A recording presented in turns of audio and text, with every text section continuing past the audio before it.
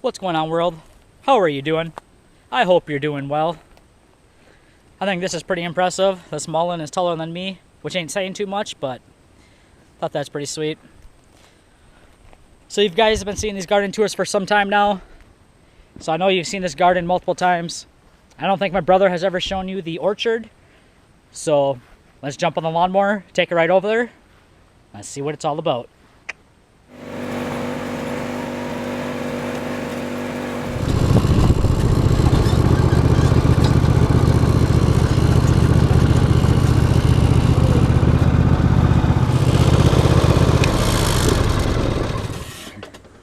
Alright, so this is where it starts. We got two Paw Paws. We got one here and one in that box over there. So these are Paw Paws, which I am told they're kind of like a banana once you get some fruit. But they are an understory tree. So that's why we have them under these pines here.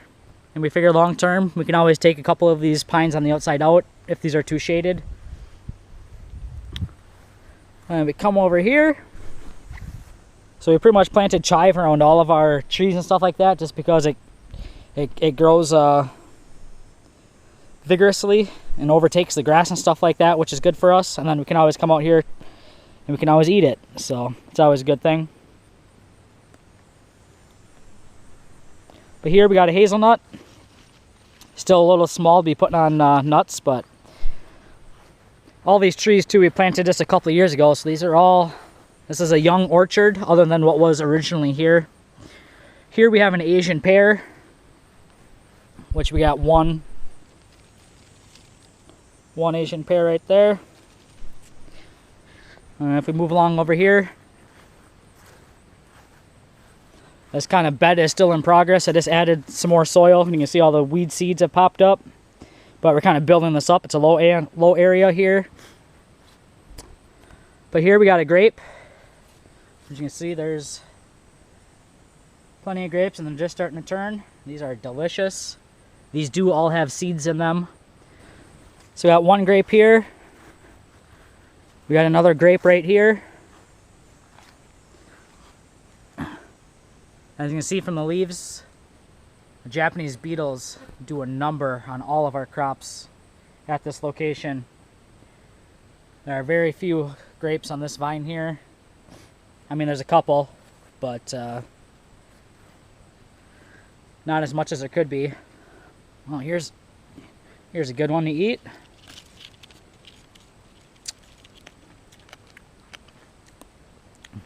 Ooh, tart. Here's another grape here.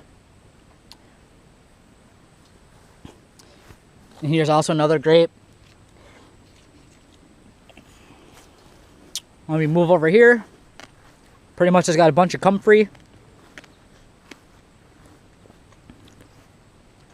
This here is a male hardy kiwi. We got a female hardy kiwi here. It is growing, struggling a little bit. It has been chewed out by deer and rabbits for the past couple years, but it is still thriving, so that's good. If we move over here, we got horse radish growing in here. These big broad leaves. And if we turn around, we got another Asian pear. This one's doing really good, surprisingly, back here, but it is super tall. And there are a bunch of Asian pears on them this year, which will be the first year that we actually get any, so that is very cool. We also got another Asian pear right there in the middle, so we got 3 of them here. Direct our attention over here. Those are the buggers that pretty much chew everything up. I already killed a couple of our trees on us. But here we got a chestnut.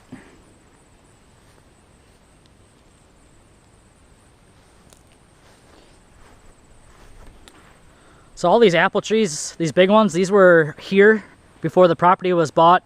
So I'm not sure exactly what type of apples they are, but either way, they are apples. Here we got a plum. And it seems like those Japanese beetles love plums. They already killed one of our plums over there, and they've already done a big damage on this one as well. But I'm not sure why, but yeah, they seem to love plums.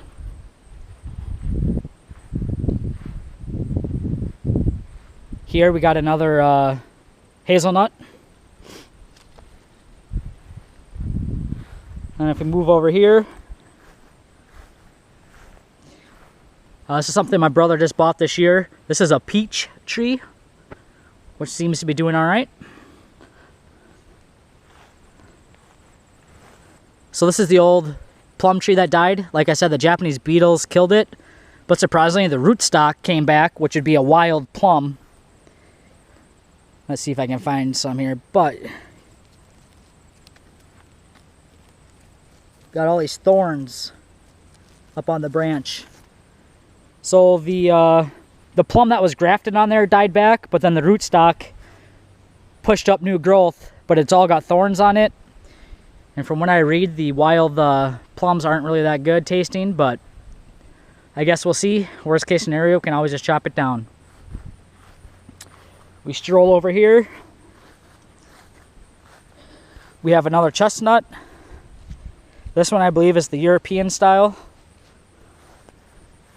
And then if we stroll over here,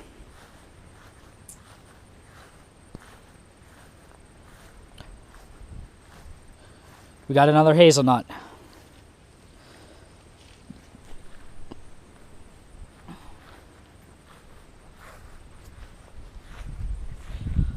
So that pretty much wraps up the orchard portion of the land.